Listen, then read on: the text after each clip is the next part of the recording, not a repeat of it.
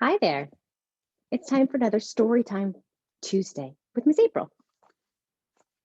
Today, we're going to learn about a cute little rabbit named Peter Rabbit. Peter, here we go.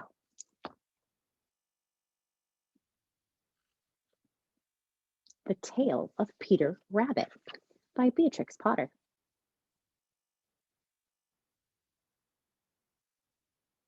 Once upon a time, there were four little rabbits, and their names were Flopsy, Mopsy, Cottontail, and Peter. They lived with their mother in a sandbank underneath the root of a very big fir tree. "Now, my dears," said old Mrs. Rabbit one morning, "you may go into the fields or down the lane, but don't go into Mr. McGregor's garden. Your father had an accident there. He was put in a pie by Mrs. McGregor. Oh, now run along and don't get into mischief. I'm going out." Then old Mrs. Rabbit took a basket and her umbrella, and she went through the wood to the baker's. She bought a loaf of brown bread and 5 currant buns. Now, Flopsy, Mopsy, and Cottontail, who were good little bunnies, they went down the lane to gather blackberries. But what do you think naughty old Peter did? Peter, who was very naughty, ran straight away to Mr. McGregor's garden and squeezed under the gate. First, he ate some lettuce and some French beans, and then he ate some radishes. Mm. But then, feeling rather sick, he went to look for some parsley. But round the end of the cucumber frame, whom should he meet but Mr. McGregor? And Mr. McGregor was on his hands and knees planting out young cabbages. But he jumped up and he ran after Peter, waving a rake and calling out, "Stop thief!" "Oh, Peter, you better be fast." Peter was most dreadfully frightened. "Can you show me your frightened face?" Yeah, just like that. Well, he rushed all over the garden, for he had forgotten the way back to the gate. That's kind of scary. And he lost one of his shoes among the cabbages and the other shoe among the potatoes. After losing them, he ran on 4 legs and he went faster. So that I think he might have got away altogether if he did not unfortunately run into a gooseberry net. He got caught by the large buttons on his jacket. It was a blue jacket with brass buttons. They were quite new. Now, Peter gave himself up for lost, and he shed big tears. But his sobs were overheard by some friendly sparrows who flew to him in great excitement and implored him to exert himself. "Try harder, Peter. Try harder to get out, buddy." Now, Mr. McGregor came up with a sieve, which he intended to pawn the top of Peter. But Peter wriggled out just in time, leaving his jacket behind him,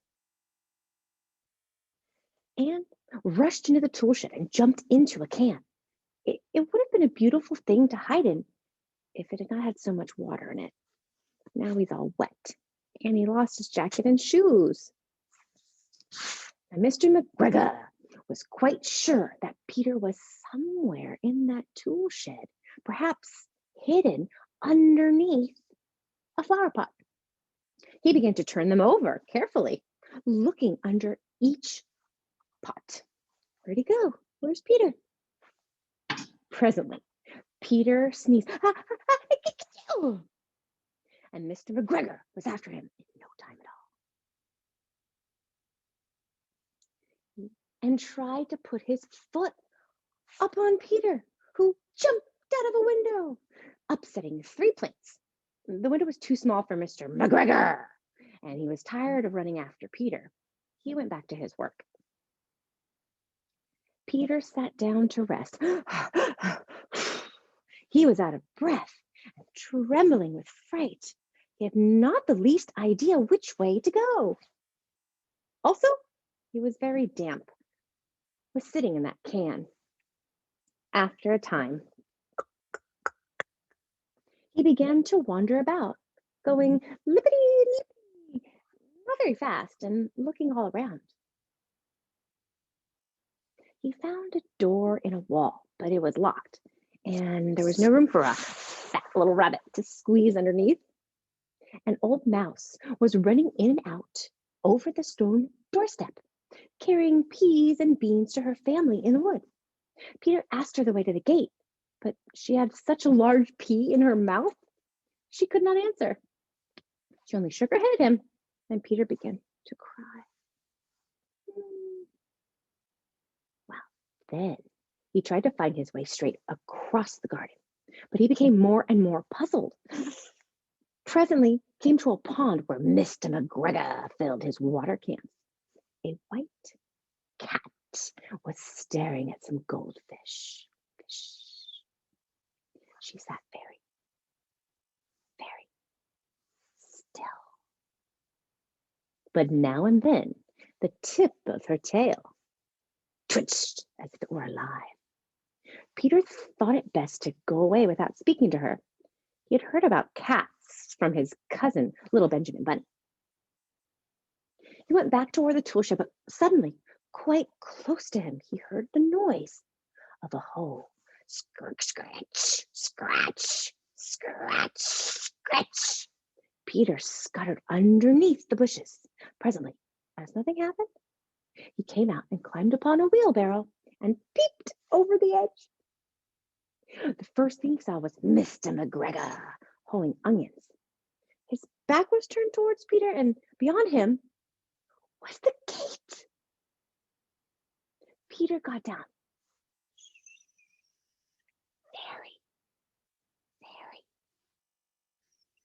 quietly off the wheelbarrow and started running as fast as he could go along a straight walk behind some black currant bushes. Mr. McGregor caught sight of him at the corner. But Peter did not care. He slipped underneath the gate and was safe at last in the wood outside the garden. Mr. McGregor hung up the little jacket and the shoes for a scarecrow to frighten off the blackbirds. Peter never stopped running or looked behind him till he got home to the big fir tree. He was so tired that he flopped down upon the nice soft sand on the floor of his rabbit hole, and he shut his eyes. Now his mother was busy cooking and wondered what he had done with his clothes. It was the second little jacket and pair of shoes Peter had lost in a fortnight. I am sorry to say that Peter was not very well during the evening. His mother put him to bed and made some chamomile tea, and she gave a dose of it to Peter. 1 tablespoonful to be taken at bedtime. But Flopsy, Mopsy, and Cottontail had bread and milk and blackberries for supper. The end. And that's the tale of Peter Rabbit. Thanks for coming to Story Time today. We'll see you again next week.